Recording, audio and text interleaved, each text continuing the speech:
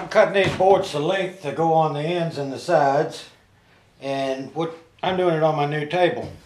And one thing you want to make sure is that table doesn't get cut. So before you ever make a cut, look under there and sight down that line and make sure it's not going to cut.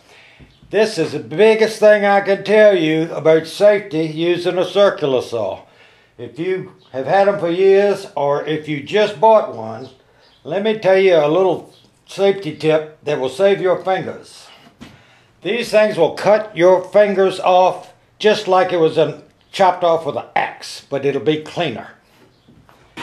When you're using this saw and it's running, never, ever, ever, ever, ever, never, ever, ever put your hand in this area.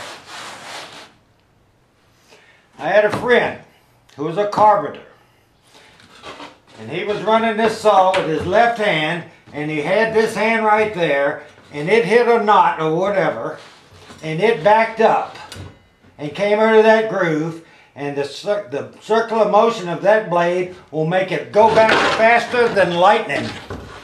And the next thing he knew, he lost those fingers just like that. And then they had to take this one off to here, and he lost the tip, but they saved that one. But this one got infected, and he lost that one to there, and he lost that one to there. So he had that little stub, and that finger, because he put his hand right there. If you're cutting with one of these saws, they got a handle on them. Cut with your cutting hand, right-handed. Grab this with your left hand.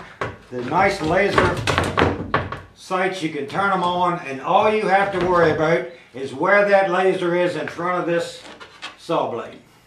You don't have to look at anything else. As long as that laser light is on that pencil mark that you're trying to cut, that's where it'll cut.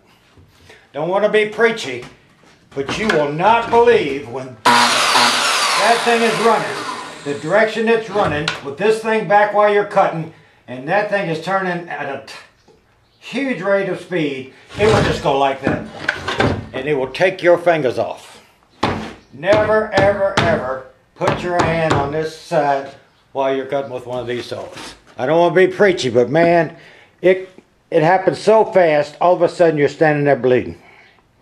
And in absolute pain. The other day I kept saying beadboard instead of pegboard, and a couple of people have asked me what the difference is. This is beadboard. It's 3/8 inch plywood. Goes below chair rails, and a lot of people use it in their bathrooms, kitchens, and in dining rooms below a chair rail. Comes in 4x8 sheets. That's just a piece that's left over.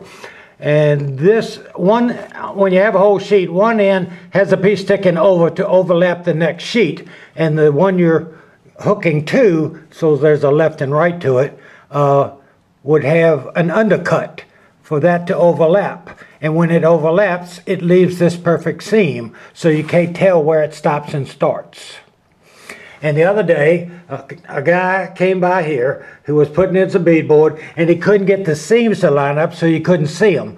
And he came by here to see what he could be doing wrong, and I said, your floor's not level. You're going to have to off-cut the bottom so that it'll lay square against the other sheet.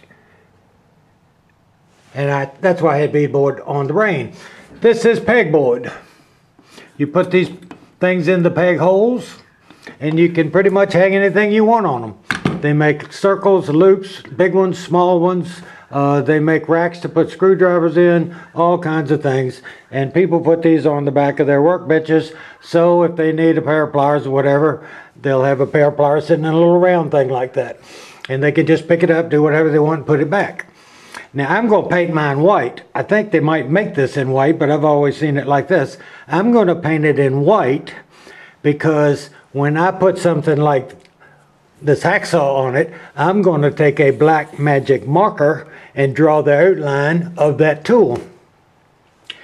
And when you get a whole lot of tools up there, you will see which one's missing. And because of the outline, you'll know what is missing. Whether it's a screwdriver, a chisel, you know, a pair of pliers, a clamp. It's just a neat, organized way to do it, and you can just look at it and instantly tell what's going on. Another question people were asking is about cutting the insulation material by compressing it and cutting it with a blade. Now, I have two of these, well, I have several of them, but I have these two blades here, and this blade is thicker because it allows you to carry 5 spare blades with you, and that little key right there, you pull it out of the way and it opens it up. Then these are all quick disconnects, so you just pull that down and the blade falls out and you put one in. They used to have things you had to unscrew and screw back together. They were a pain in the butt. But if you're using them, you just have to be using them. In fact, I have one laying around here. And this is a very inexpensive but very efficient tool. You just have to undo it. Now you can carry some spare blades in it, but you have to undo this and sort of hold your mouth right when you put it back together, but it works pretty good. Alright, these things fold up with these little twist buttons. The difference between these blades is the thickness. So if you're cutting, the other day I just had this in my hand. I cut all my fiberglass with this one because it's a thinner blade. You can tell by all this, by the time you're cutting beside a board, this gets in the way and you can't get down to it. And this is so thin, it gets really down to it. And I was using the hand stapler because it was just easier to show you how to put up the insulation. But I have a hammer stapler, which is a godsend. And even better, I have an electric one. It sure saves a lot of time. But it's hard to hold all these tools in your hand and have everything plugged up when you're running on one drop cord and one 4-way gang plug. So anyway, I think I cleared up a few points. Another tip, I've been using this circular saw a lot today. I don't know, everybody probably knows this. But if you would just tie a granny knot, one little twist, and plug them in, when you drag them around, you're not pulling the cord out. I'm sure everybody knows how to do that. But for those that doesn't, it saves you a lot of aggravation when you push the button and nothing happens. And I've had it like that all day, and I've cut numerous things, probably 50-some feet of plywood, and it's never come undone. It's just ready to go.